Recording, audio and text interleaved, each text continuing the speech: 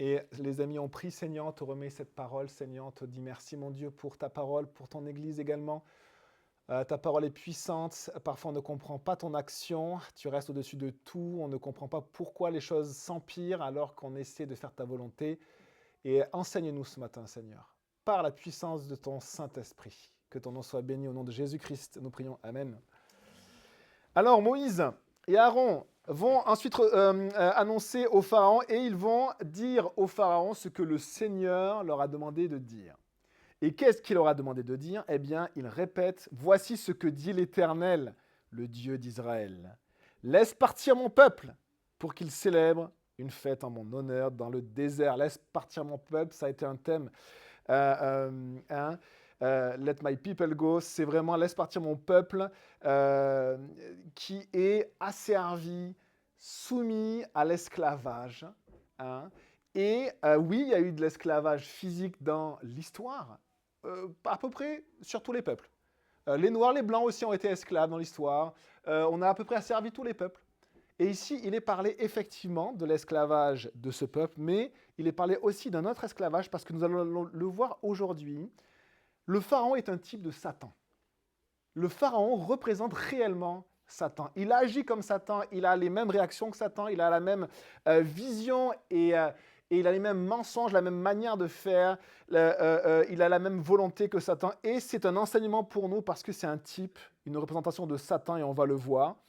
Et Satan qui domine les âmes et qui domine les gens et qui les a enchaînés. Hein. Le pasteur disait, moi, le diable, avant que je vienne à Christ, hein, il avait une chaîne hein, qui m'entourait le cou et il m'avait enchaîné. Hein, et il me maîtrisait, il me dominait par le péché, par l'orgueil, par toutes sortes d'addictions, par les ténèbres. Et cet homme, après, a vécu la délivrance dont il est parlé ici et que Dieu est en train de préparer. Alors voici ce que dit l'Éternel, le Dieu d'Israël. On pourrait penser, parce que Dieu s'est révélé de manière surnaturelle et extraordinaire à Moïse et à Aaron, parce que Dieu va faire des miracles, on pourrait penser que quand il y a des miracles, tout s'arrange. C'est vrai. On pourrait penser que quand il suffirait, on dit qu'un ange apparaisse, il suffirait que je sois guéri de ma maladie. Il suffirait que, et ce qui est très étonnant, c'est que dans l'histoire, c'est assez unique, la puissance de Dieu qui va être montrée et qui va déferler sur l'Égypte à ce moment-là. Et ça ne va rien changer.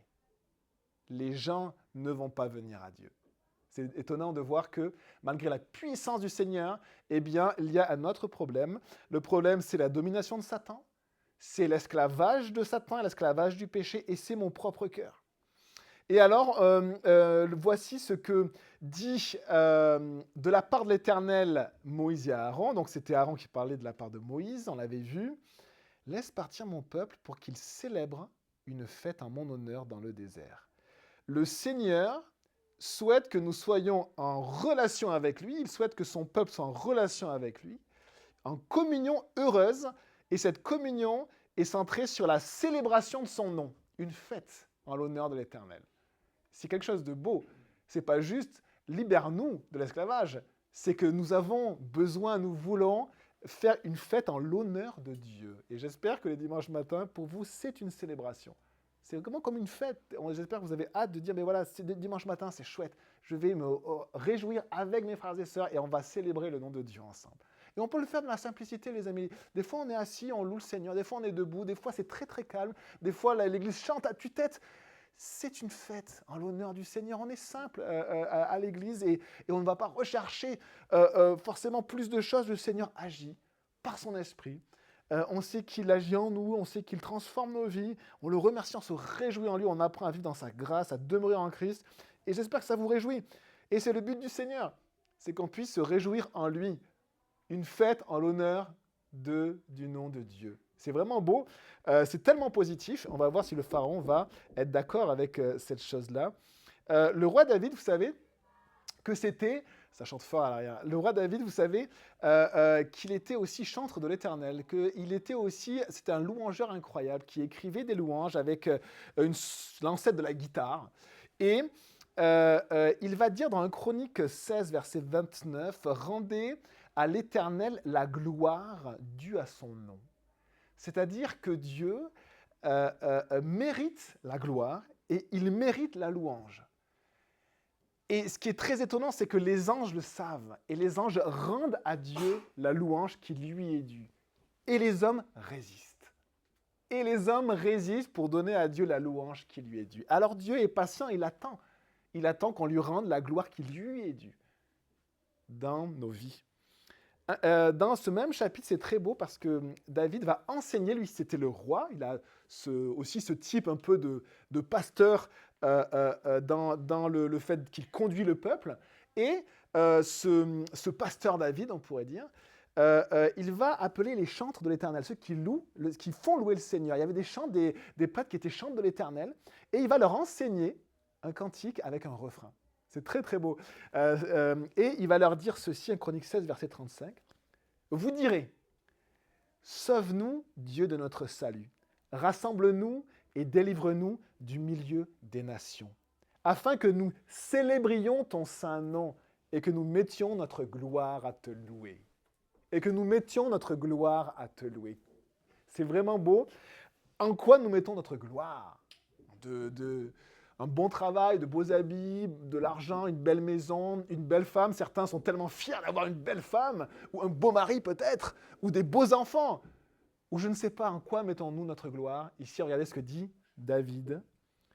Afin que nous célébrions ton saint nom et que nous mettions notre gloire à te louer.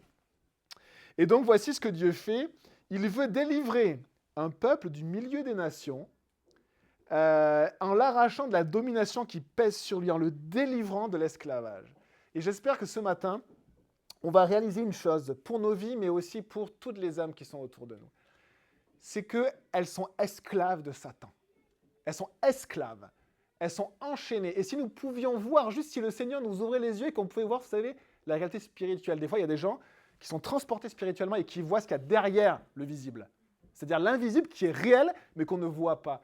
Et peut-être que vous verriez des chaînes horribles sur les cous, sur les bras et aux pieds des gens qui nous entourent. Et peut-être même que vous verriez des chaînes sur vos propres jambes et à vos propres bras. Et le Seigneur va agir avec puissance dans un but, c'est de délivrer son peuple pour qu'il puisse lui apporter la louange qui est due à son nom. C'est quelque chose de tellement, tellement beau. Mais regardez ce que le Seigneur dit, donc c'est la parole que répètent Aaron et Moïse. Ils disent « une fête en mon honneur dans le désert ». Ça veut dire que pour louer le Seigneur, on ne va pas pouvoir louer le Seigneur en Égypte. Il va falloir qu'on sorte de ton pays, Pharaon, et qu'on aille dans un endroit différent. C'est très étonnant. Pourquoi les nations sont-elles un problème ? David lui-même le dit, rassemble-nous et délivre-nous du milieu des nations. Et ce thème-là, il est présent dans toute la Bible, même le mot église veut dire ecclésia, sortir d'eux. Dieu nous prend et nous sort des nations.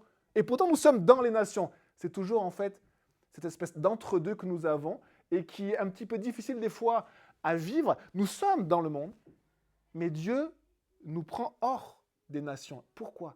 Parce qu'on ne peut pas adorer le nom de Dieu au milieu des idoles. Et parce que le peuple égyptien était un peuple qui adorait les idoles. Alors le peuple d'Israël ne peut pas adorer Dieu dans ce lieu-là. Il doit aller dans un lieu où il n'y a pas d'idole, où il n'y a que le nom de Dieu qui soit adoré. Parce qu'on ne peut pas mélanger l'adoration à Dieu et l'adoration aux idoles. Et on va le voir par la suite. Regardez la verset 2. Le Pharaon répondit, « Qui est l'Éternel pour que j'obéisse à ses ordres en laissant partir Israël ? Je ne connais pas l'Éternel. » Donc l'Éternel, c'est « je suis ». L'Éternel, c'est « je suis celui qui est de toute éternité ». L'Éternel, c'est de la manière dont Dieu s'est révélé à Moïse. « Je ne connais pas l'Éternel, je ne le laisserai pas partir, je ne laisserai pas partir Israël. » Le Pharaon n'a que faire de l'Éternel parce que le Pharaon, Dieu se révèle à Moïse donc, par ce mot « l'Éternel ». Et c'est une révélation encore plus forte et plus profonde, on le verra dans le chapitre 6, que les révélations qu'il a faites à Abraham, Isaac et Jacob. Abraham, Isaac et Jacob, on le verra par la suite, il s'est révélé comme le Dieu Tout-Puissant, celui qui donne toutes les ressources dont ils ont besoin. Notamment, Abraham l'a expérimenté, il a eu ce fils qu'il attendait Et ce n'est pas venu de sa propre volonté, de ses propres actions, mais c'est venu juste de la part de Dieu. Il a vu que tout venait de Dieu, même sa descendance. Euh, et c'est pareil pour notre travail, notre mariage. Dieu est le Dieu tout-puissant. Et les patriarches ont expérimenté cela. Ils ont expérimenté que Dieu est le tout-suffisant, c'est notre terme. Et là, il se révèle d'une manière encore plus profonde. C'est ce Dieu qui, oui, qui donne toutes choses, mais qui vient jusqu'à nous et qui est éternel et qu'on peut adorer dans sa présence. Et c'est je suis, l'éternel. Et c'est encore plus fort. Et on pourrait se dire, ouais, mais c'est merveilleux. Après des siècles et des siècles, le Seigneur donne une révélation encore plus spectaculaire et magnifique. Le Pharaon n'en a rien à faire. Le Pharaon n'en a rien à faire de Dieu et de son nom glorieux. Il n'en a rien à faire. Et malheureusement, c'était prévisible, parce que qu'est-ce que Dieu avait dit? Il l'avait annoncé à l'avance. À Moïse, il lui avait dit ceci dans Exode 3, si vous tournez la page, Exode 3, verset 18, il avait dit, tu iras avec les anciens d'Israël trouver le roi d'Égypte, et vous lui direz, l'Éternel, le Dieu des Hébreux, s'est présenté à nous, permets-nous maintenant de faire 3 journées de marche dans le désert pour offrir des sacrifices à l'Éternel notre Dieu. Et verset 19, le Seigneur avait dit, je sais que le roi d'Égypte ne vous laissera pas partir à moins d'y être contraint par une forte intervention. J'interviendrai, je frapperai l'Égypte par toutes sortes de prodiges que j'accomplirai au milieu d'elle. Après cela, il vous laissera partir. Et donc, Moïse et Aaron savaient finalement la réaction du Pharaon à l'avance parce que le Seigneur leur avait dit. Pourquoi? Que dit le Pharaon? Il dit, qui est l'Éternel? Il dit, je ne connais pas l'Éternel. Je ne connais pas ce Dieu-là avec un petit d. Parce que le Pharaon connaissait beaucoup de dieux. Et en Égypte, il y avait tellement de dieux. Et le Pharaon n'avait pas besoin d'un dieu supplémentaire. Il n'avait pas besoin du dieu des Hébreux. Il n'avait pas besoin d'un dieu en plus de tous les dieux qu'il avait. Il avait des dieux à peu près pour tout ce qui existait sur la terre. C'est très intéressant quand on analyse les dieux égyptiens. C'est très intéressant. Ils avaient en fait des dieux principaux, une sorte de panthéon, avec une adoration un peu plus du pays. Et ils avaient une quarantaine de dieux que tout le monde adorait, tout le monde connaissait. Mais à cela, se rajoutaient des dieux beaucoup plus locaux, régionaux, de tel village, de telle partie. Et on a comptabilisé à cette époque-là 1500. Ils avaient 1500 dieux. Et le Pharaon dit, mais qui est ce nouveau Dieu? C'est en plus le Dieu des Hébreux. Nous, on adore le Dieu des Égyptiens, les dieux des Égyptiens. Je n'en ai pas besoin de ton Dieu, je ne le connais pas. Repartez.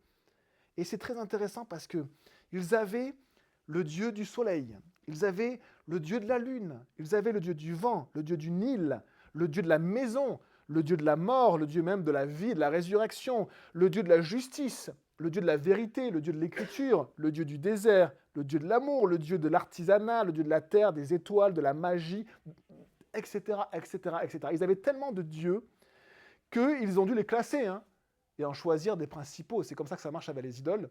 On les classe et on en choisit des principaux. Et donc le gouvernement avait un panthéon de dieux principaux, une quarantaine de dieux, mais au total, on en compte 1500. Et donc le problème du pharaon, les amis, souvent on croit que le problème, c'est ces problèmes-là. Le problème n'est pas que le pharaon n'était pas croyant. Le problème, c'est pas que les gens, quand on veut leur parler de Dieu, ne sont pas croyants. Tout le monde est croyant. Le problème, c'est que le pharaon croyait en une multitude de dieux, mais ne croyait pas dans le seul Dieu vivant. Une multitude de dieux, mais il ne voulait pas croire dans le seul Dieu vivant. Et c'est intéressant parce qu'on peut se demander, qu'est-ce qu'une idole ? Qu'est-ce qu'une idole? Ils en avaient plus de 1500. Est-ce que ça nous parle à nous aujourd'hui? Et je vais vous inviter à prendre le prophète Habakkuk. Le premier qu'il a, il a une récompense. On va voir si vous savez trouver Habakkuk.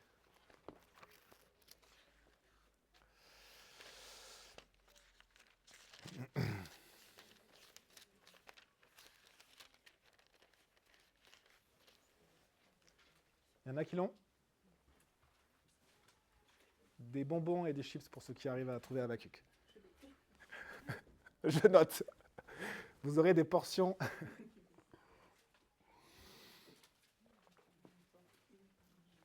Si quelqu'un a la page des Bibles blanches, vous pouvez la... 600 601, merci. Et prenez du coup le chapitre maintenant, le chapitre 2, parce que le prophète Habakkuk, c'est très étonnant ce qu'il y vit. Le Seigneur lui annonce la fin du royaume de Juda, c'est-à-dire que la fin de tous les royaumes, parce qu'il y avait deux royaumes, il y en avait déjà un royaume qui était déjà parti en déportation, la fin de la présence du peuple d'Israël dans la terre d'Israël, l'arrivée des Babyloniens, c'était vraiment une prophétie et une révélation terrible en fait pour lui. Et dans le chapitre 2 et au verset 18, voici ce qu'il va dire. Et il va parler des idoles. Habakkuk 2, verset 18. C'est très intéressant dans la définition d'une idole. À quoi sert une sculpture sacrée pour qu'un ouvrier la façonne? À quoi sert une idole en métal fondu et qui enseigne le mensonge pour que l'ouvrier qui l'a faite, donc une idole, est faite par les hommes. Et elle est faite avec des matériaux d'hommes, soit les pensées des hommes, soit les matériaux des hommes, soit les techniques des hommes, soit l'intelligence de l'homme, pour que l'ouvrier qui l'a faite place en elle sa confiance, au point de fabriquer des faux dieux muets.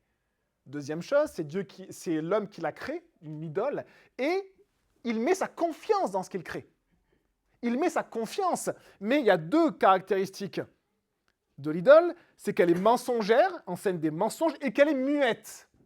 Elle n'a pas de puissance, l'idole. Elle est muette, elle n'a pas le souffle de vie, on le voit par la suite, verset 19. « Malheur à celui qui dit à un morceau de bois, lève-toi » ou à une pierre muette, réveille-toi. Donnera-t-elle l'instruction? Elle est garnie d'or et d'argent. Ben oui, elle est garnie d'or et d'argent. C'est l'artisan qui vient de la garnir d'or et d'argent. Mais il n'y a en elle aucun souffle de vie. Il n'y a aucun souffle de vie dans une idole. Il n'y a pas la vie. Elle est mensongère, elle est muette et elle n'a pas la vie. L'Éternel, lui, verset 20, est dans son saint temple. Que toute la terre fasse silence devant lui. Et ici, on a la définition d'une idole, création de l'homme, dans laquelle l'homme place sa confiance. Et vous savez, c'est intéressant parce que quand j'énumérais un petit peu le nom des dieux égyptiens, vous avez Thoth, le dieu des sciences et de l'art. Vous aviez Hathor, la déesse de l'amour. Et maintenant, on a Mythique, l'application de l'amour. On a le dieu de la science, les amis. On l'appelle plus Thoth, mais on a mis notre confiance. On a mis Dieu de côté pour mettre à la place la science et des études statistiques qui nous disent comment éduquer les enfants et qu'il ne faut surtout pas leur dire non parce qu'ils ne sont pas capables, au niveau neurologique, de comprendre le non. C'est une absurdité et c'est bien sûr mensonger. Et c'est très intéressant parce que quand on voit un petit peu l'idole, c'est quoi? En fait, une idole, c'est quelque chose qui n'a pas de puissance, mais qu'on place à un niveau supérieur de nos vies et à qui on met notre confiance. Et on agit avec l'idole comme les Égyptiens agissaient avec les idoles, ça veut dire qu'on leur donne des célébrations, du temps. On est même capable de donner à des idoles une partie de son argent et des biens. En clair, on agit envers l'idole qu'on a placée au-dessus comme on devrait agir vis-à-vis de Dieu. Et c'était comme ça que les Égyptiens fonctionnaient, c'est comme ça, les amis, que nous fonctionnons et que l'humanité, malheureusement, fonctionne depuis la chute du Jardin d'Éden. L'homme se crée des idoles, il place ses idoles au-dessus de lui, il met sa confiance dans ce que lui-même a créé qui n'a pas de puissance et il voue une forme de culte à cette idole qu'il devrait donner à Dieu. Et alors, regardez, on peut lister les dieux qui existent et les idoles qui existent aujourd'hui dans notre monde. On a le dieu du sexe, on a à qui on va même donner notre vie et puis même sacrifier des fois notre famille et notre mariage. Le dieu de l'art, c'est étonnant de voir que les gens pensent que dans l'art, il y a un truc qui va nous sauver. La beauté sauvera le monde. Solzhenitsyn, je crois que c'est lui, ou un autre auteur russe. Et non, la beauté va pas sauver, l'art va pas sauver le monde, mais on met notre confiance dans l'art. Une construction d'un gars qui a fait trois traits rouges, et tout d'un coup on dit « Ah, oui, il y a quelque chose là-dedans !» Et c'est exactement ce qu'Habakkuk nous parle. Tu as pris un bout de bois et tu dis à ce bout de bois « Lève-toi, tu es grand, tu es au-dessus de nous. » On a le Dieu du plaisir et des loisirs, les amis. On a le Dieu du foot. On a le Dieu du sport. J'ai dit le foot parce que c'est le sport le plus représenté en France. Mais ils ont le Dieu du baseball aux États-Unis. On a, et on est des fois fanatiques par rapport à ces idoles-là, à ceci. Mais quand il s'agit de louer Dieu, alors là, il faut être calme. Il ne faut pas trop être entier. Quand il s'agit d'être à fond pour Dieu, là, il ne faut pas trop y aller. Mais quand il s'agit du sport, ah oui, on y va là. Le Dieu de la technologie, est-ce que ce n'est pas un Dieu incroyable, le Dieu de la technologie? Le Dieu de la technologie, on met notre confiance dans la technologie et la technologie nous domine. La technologie nous domine. Elle modifie même notre manière de faire, mais ce n'est pas grave, c'est la technologie. On ne va pas enlever quelque chose qui est magnifique. On élève la technologie, le Dieu de l'émotion. Ce que je ressens est au-dessus de tout, de mes relations, de mon identité. Je ressens quelque chose et tout d'un coup, il faut que je sois esclave de mon émotion. C'est très très présent, les amis. Le Dieu de la musique, c'est intéressant parce que le Dieu de la musique peut aussi venir dans l'église. On peut venir pour célébrer de la musique au lieu de célébrer Dieu. Même si dans la musique, il y a Dieu. Je ne sais pas si vous faites la distinction. Le Dieu du travail, le Dieu de l'argent, le Dieu de l'oisiveté aussi. Ne rien faire, parfois certains, ils donnent tout pour ne rien faire. Le Dieu de la maison, le Dieu qui est en moi. Et en fait, c'est très intéressant parce qu'avant, ils avaient Osiris, Isis, Horus, Seth, Sekhmet. Et quand on lit ceci à l'école, on dit « Ah, c'était marrant, hein !» Et en fait, on adore les mêmes dieux. Ils ont juste un autre nom. Ou on en a remplacé. Et on en a autant, je pense. Et alors, on va se poser cette question-là, les amis, chacun, moi aussi, et je vous invite à le faire. À quoi ou à qui je donne mon temps? Qu'est-ce qui remplit mon esprit et que j'attends patiemment toute la journée? Toute la journée, j'attends quelque chose. Ça peut être le Dieu de mon lit. Hein. J'attends d'être dans mon lit. Qu'est-ce que j'attends toute ma journée? À quoi j'aspire le plus? Qu'est-ce qui remplit mon cœur? Quels sont mes plus grands désirs? En quoi je mets ma confiance? Ça va m'apporter quelque chose. L'application sur laquelle je suis, ça va m'apporter un peu de bien-être. J'attends quelque chose de ça. Qu'est-ce qui finalement je mets au-dessus de ma vie? Vers quoi je vais avec une attente? J'attends quelque chose, une espérance, quelque chose. Eh bien, la parole de Dieu me dit que ce sont des idoles. Ce sont des idoles. Et en parallèle, Dieu parle et proclame ceci dans sa parole. Il dit, Ésaïe 45, verset 5, « Je suis l'Éternel. Il n'y en a pas d'autre. À part moi, il n'y a pas de Dieu. » Les amis, on doit chacun pour soi-même se confesser devant le Seigneur et demander pardon au Seigneur pour nos idoles. Et on est tous faits de la même pâte.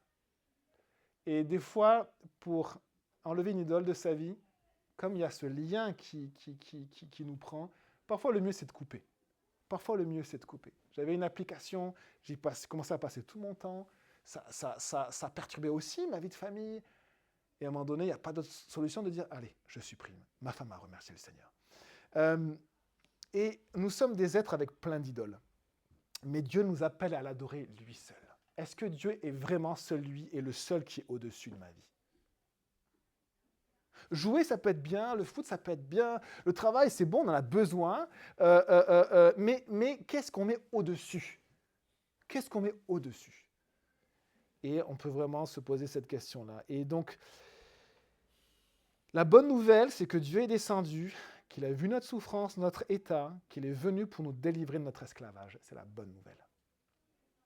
Pour nous donner la liberté, pour être libérés de l'esclavage qui pèse sur nous, l'esclavage du péché, l'esclavage des idoles, l'esclavage aussi de ma destinée en enfer, et de réaliser qu'aussi que Satan domine ce monde, et le pharaon est un type de Satan, une image de Satan, et il met des chaînes à notre cou, et il ne veut pas nous libérer. Il va tout faire pour nous garder prisonniers, pour nous priver de la liberté. Mais la liberté, les amis, elle est en Christ. Elle est en Christ. Et c'est ce que nous voulons vivre dans nos vies et proclamer autour de nous. La liberté, elle est en Christ. Verset 3, ils dirent, le Dieu des Hébreux s'est présenté à nous, permets-nous de faire 3 journées de marche dans le désert pour offrir des sacrifices à l'Éternel, notre Dieu, afin qu'il ne nous frappe pas de la peste ou de l'épée. C'est intéressant parce que on a peur de beaucoup de choses, c'est ce que je peux constater, même dans l'Église et chez les croyants. On a peur de beaucoup de choses, mais est-ce qu'on craint Dieu? Là, le peuple a peur de désobéir à Dieu, de peur que l'Éternel ne nous frappe si on n'obéit pas à Dieu. C'est-à-dire qu'il a peur de désobéir. On a peur de beaucoup de choses dans notre vie. Est-ce qu'on a peur de désobéir à Dieu? Et je pense que notre peur de désobéir à Dieu, elle est super basse. On a peur de beaucoup d'autres choses qu'on met au-dessus. La peur de désobéir à Dieu, la crainte du Seigneur. Verset 4, le roi d'Égypte leur dit, Moïse et Aaron, pourquoi détournez-vous le peuple de son travail? Retournez à vos corvées. Le Pharaon ne souhaite pas qu'on craigne Dieu, mais souhaite qu'on le craigne lui. On a fait dessiner, alors ce n'est pas forcément des trucs que je suis absolument fan, mais c'est très intéressant en fait. On a fait dessiner à des croyants, tiens, représenter Dieu sur une feuille et représenter Satan. C'était très intéressant, c'est qu'ils avaient fait 2 grands cercles, un grand cercle pour Dieu et à peu près le même cercle pour Satan. Comme si Satan était de la même puissance que Dieu. Non, Dieu il remplit tout et Satan est une créature. C'est tout. Et Satan veut qu'on le craigne lui. Qu'on imagine qu'il a tellement de puissance qu'on ne peut pas être délivré et qu'on craint, on a tellement de peur et on craint en fait Satan. Il veut qu'on le craigne lui. Et regardez sa stratégie, la stratégie de Satan. Regardez. Pourquoi détournez-vous le peuple de son travail? Retournez à vos corvées. Et le diable, sans cesse, va mettre sous nos yeux, dans nos cœurs, des activités pour qu'on n'ait pas le temps de réfléchir ou d'écouter Dieu. Pas le temps de réfléchir à ce que Dieu veut dans ma vie et pas ces moments de silence pour écouter aussi Dieu. Et il remplit notre vie. Alors, dans le monde actuel, c'est très flagrant avec toutes les applications qu'on a sur les téléphones, etc. On a toujours des choses, nos activités, nos loisirs, on a toujours des choses. Mais à l'époque, il fallait qu'ils adorent 1500 dieux. Hein. Et ils avaient du boulot. Hein. Et le diable, il rajoute. Et c'est une de ses stratégies. Il ne veut absolument pas qu'on laisse la place, petit espace pour Dieu, parce que sinon Dieu va nous libérer de sa domination. Verset 5, le Pharaon ajouta, « Ce peuple est maintenant nombreux dans le pays, et vous lui feriez interrompre ses corvées. Le jour même, le Pharaon donna aux inspecteurs et aux commissaires du peuple l'ordre suivant. Vous ne donnerez plus comme avant de la paille au peuple pour faire des briques. Ils iront eux-mêmes ramasser de la paille. Vous leur imposerez néanmoins la quantité de briques qu'ils faisaient auparavant. Vous n'en supprimerez rien. En effet, ce sont des paresseux. Voilà pourquoi il crie, allons offrir des sacrifices à notre Dieu. » Le Pharaon n'est pas un maître qui est doux et qui prend soin de nous. Satan n'est pas un maître qui est doux et qui prend soin de nous. Le seul but de Satan, c'est qu'on l'adore lui. Et c'est d'écraser les autres. Et on a de l'autre côté ce Dieu qui est bon, qui nous attend, qui veut nous libérer, et nous libérer pour qu'on puisse lui apporter la louange qui lui est due. Et quand on apporte à Dieu la louange qui lui est due, c'est comme si on réalise pourquoi on a été créé. Et c'est comme si Dieu nous complète. Il nous donne sa paix. Il nous complète. Nous sommes complétés en Dieu. Et ici, c'est intéressant de voir que le Pharaon, donc une image de Satan, dit ceci, ils ne prêteront plus attention à des paroles mensongères. Quand on parle de Dieu à des personnes, Satan est constamment en train de leur dire c'est du mensonge, c'est des mensonges, c'est des mensonges. Retourne à tes activités, retourne à ton plaisir, ton loisir, tes activités, retourne-y. Donne ta vie aux échecs, au foot, au travail. Donne ta vie à ceux qui te remplissaient avant. C'est des mensonges. Et c'est vrai que souvent, en fait, les gens sont dans un rythme de vie un petit peu effréné et ils n'ont pas le temps de s'arrêter. Ils n'ont pas le temps de s'arrêter. Et Satan est derrière ça. C'est aussi la volonté, la stratégie de Satan que le monde soit organisé de cette manière pour qu'on n'ait pas ce temps d'aller à Dieu et de s'approcher de lui. Mais voici ce que nous dit la parole de Dieu. Jésus nous dit ceci, « Si vous demeurez dans ma parole, vous êtes vraiment mes disciples, vous connaîtrez la vérité et la vérité vous rendra libre. » Ça veut dire que la seule chose qu'on a à faire pour nos vies chrétiennes, c'est de vivre dans la parole de Dieu. Qu'est-ce que Dieu me dit?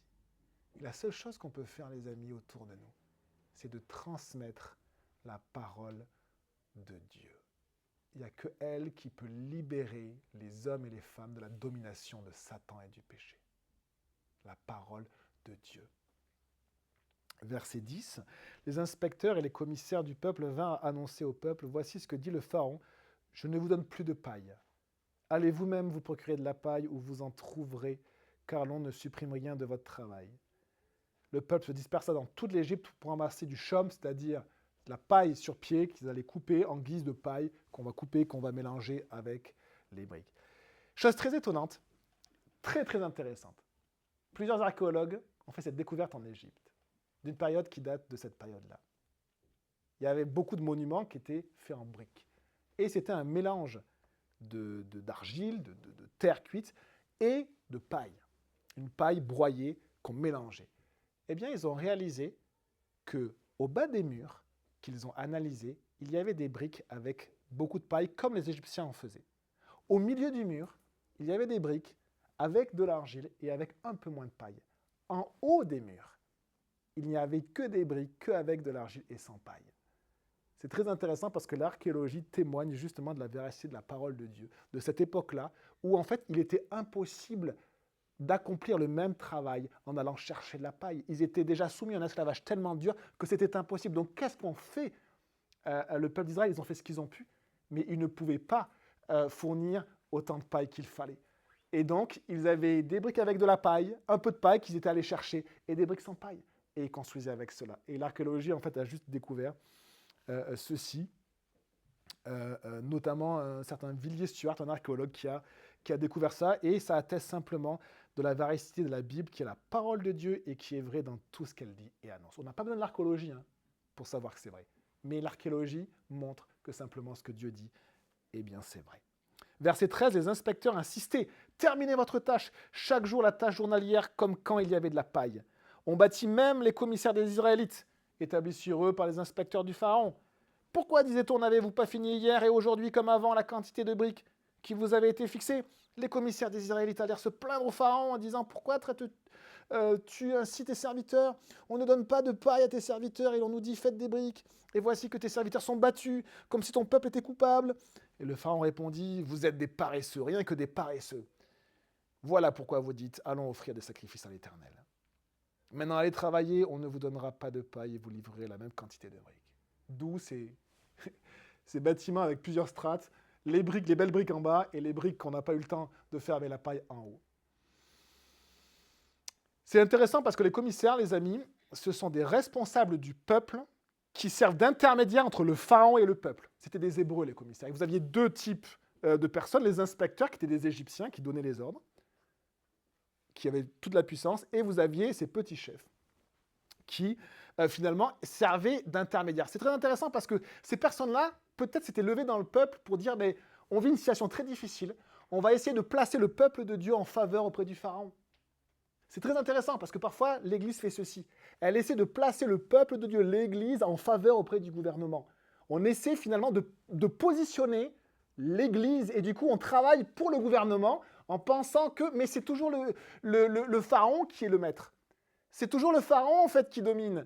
Et il y a cette espèce de mensonge de dire, voilà, je fais quelque chose d'utile parce que je suis entre le peuple de Dieu et ce monde et je vais faire l'intermédiaire. Et on pourrait se dire, mais Moïse aussi était un intermédiaire. Oui, mais totalement différent. Moïse était un intermédiaire entre Dieu et le peuple, entre Dieu et le Pharaon. Qu'est-ce que faisait Moïse? Il disait la parole de Dieu au Pharaon et la parole de Dieu au peuple. Et je crois que c'est le seul intermédiaire qu'on peut espérer avoir nous dans nos vies. De donner la parole de Dieu. L'Église doit donner la parole de Dieu au monde. Et pas se positionner dans le gouvernement. Donner la parole de Dieu au monde. Et si il y a des politiques chrétiens, merci Seigneur. Si un jour on a un président chrétien, merci Seigneur. Mais le rôle de l'Église, c'est de donner ce qui vient de Dieu autour de nous. Et c'est très intéressant parce que c'est très c'est très cruel, en fait, de ces gens qui ont donné, qui ont voulu absolument être bien vus du Pharaon. Ils sont là, mais Pharaon, Pharaon, regarde, hein, on te sert, nous, hein, on est tes serviteurs. Et en plus, tu nous bats. Ben oui. Et bien sûr, parce que le but du Pharaon n'est pas que l'on craigne l'Éternel. Satan est le maître de ce monde, les amis. Et Satan ne veut pas qu'on craigne l'Éternel. Gardons notre intégrité et annonçons simplement la parole de Dieu. Et le Seigneur peut faire de grandes choses dans une ville, dans une nation. Et ne nous trompons pas de combat. Verset suivant. On va voir qu'est-ce que fait le Pharaon. Regardez, hein, le Pharaon ne lâche pas ceux qui lui sont soumis. Hein. Il ne les lâche pas. Il veut garder les brides jusqu'au bout, les chaînes jusqu'au bout. Hein, et prenez acte, hein, s'il vous plaît, parce qu'on va voir l'action en parallèle de notre Seigneur. Là, on va voir l'action de Dieu qui va délivrer son peuple, mais aujourd'hui, on peut voir l'action que le Seigneur a faite au travers de Jésus-Christ. Acte 1, verset 38. Le diable ne veut pas relâcher sa domination sur les âmes, et regardons ce que fait Jésus. Chapitre 1, verset 38. Ah, c'est pas possible, c'est pas chapitre 1. Alors, peut-être c'est chapitre 2, je me suis trompé, puisqu'il n'y a pas de 38 versets.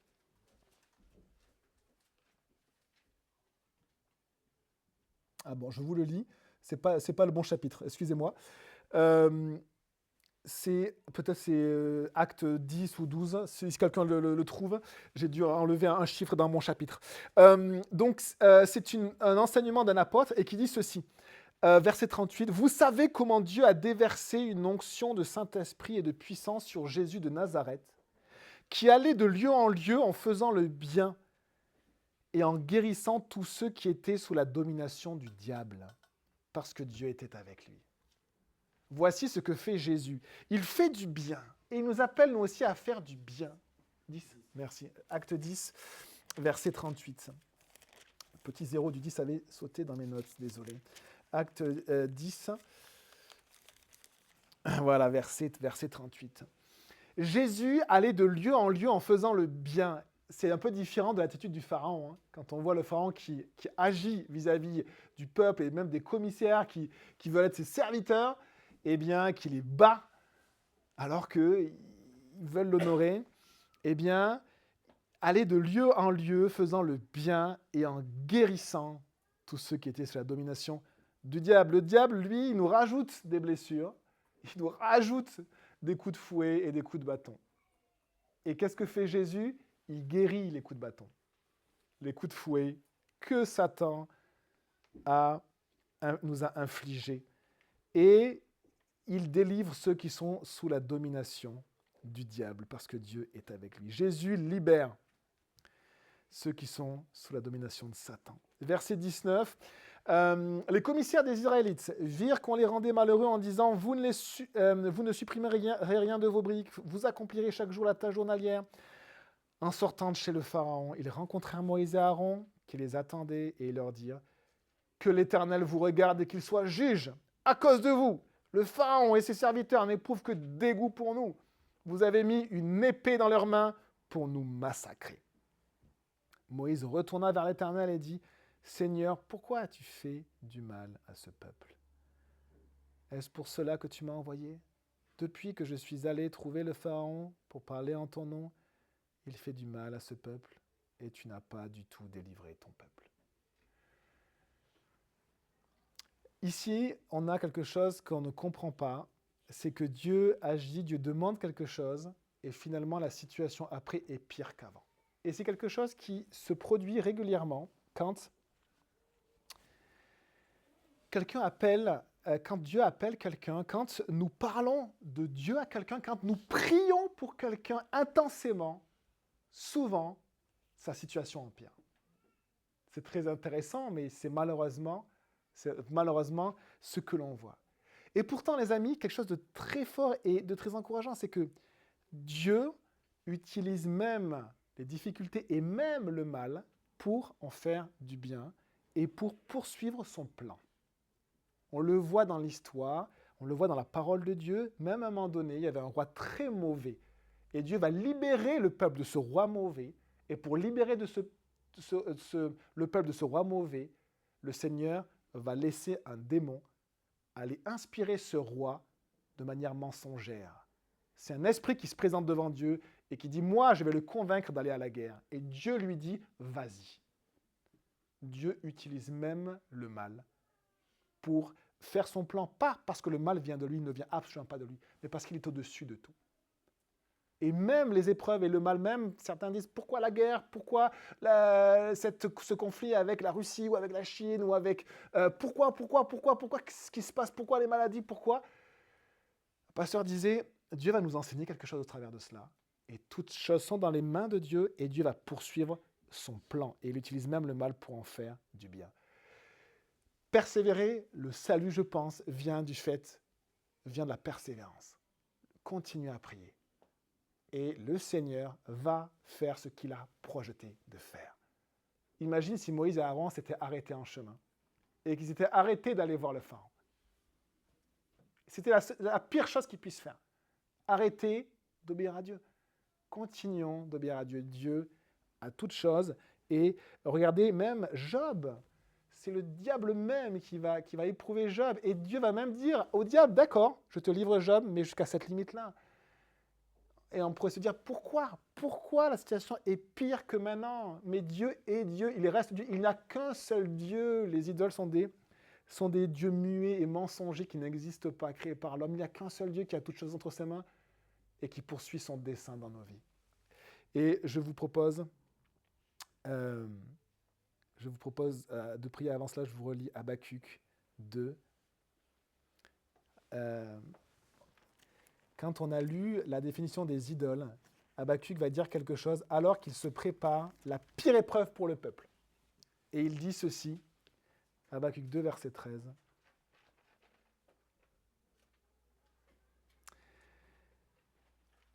Donc page 601 ou 602. « Cela ne vient-il pas de l'Éternel, le Maître de l'univers? Même l'épreuve, même l'invasion des Babyloniens qui était farouche et cruel. Cela ne vient-il pas de l'Éternel, le Maître de l'univers? Des peuples travaillent pour du feu, des nations s'épuisent pour du vide. En effet, la terre sera remplie de la connaissance de la gloire de l'Éternel, tout comme le fond de la mer est recouvert par l'eau. » Et je vous invite à prier. Seigneur, on veut te dire merci ce matin. Merci d'être en présence de ta parole et d'être devant toi, Seigneur. Merci d'être en présence de ta parole, Seigneur, parce que ta parole a une action en nous, elle agit. Et merci, Seigneur. Fais-nous la grâce de prendre du temps devant toi. Fais-nous la grâce de venir dans ton église pour célébrer ton nom. Fais-nous la grâce de mettre la parole de Dieu au centre de nos familles, de nos couples, de nos vies. Fais-nous la grâce, Seigneur, s'il te plaît, de partager ta parole autour de nous. C'est ce que tu nous demandes. Ainsi dit l'Éternel. Ainsi dit l'Éternel. Laisse partir mon peuple. Seigneur, libère les gens autour de nous de la domination de Satan, s'il te plaît. Aide-nous à prier, aide-nous à être pas ces commissaires qui essaient d'être des serviteurs à des hommes ou des serviteurs de Satan pour essayer de ménager l'un et l'autre, mais des serviteurs de Dieu entièrement, sans compromis, et d'annoncer simplement avec amour la parole de Dieu, ta parole, Seigneur. Nous croyons en toi, Seigneur. Nous croyons en la libération qui est en la croix. Nous croyons en Jésus-Christ, que tu es mort pour nous, que tu as été crucifié pour nos péchés, que tu es ressuscité et que nous sommes délivrés de la puissance de l'ennemi, de la puissance de Satan et de nos péchés par le sang de Christ. Que ton nom soit béni, s'il te plaît, que tu puisses bénir nos vies, bénir cette ville, bénir ce quartier, Seigneur, agis puissamment par ton nom, Seigneur. Merci, Seigneur Jésus.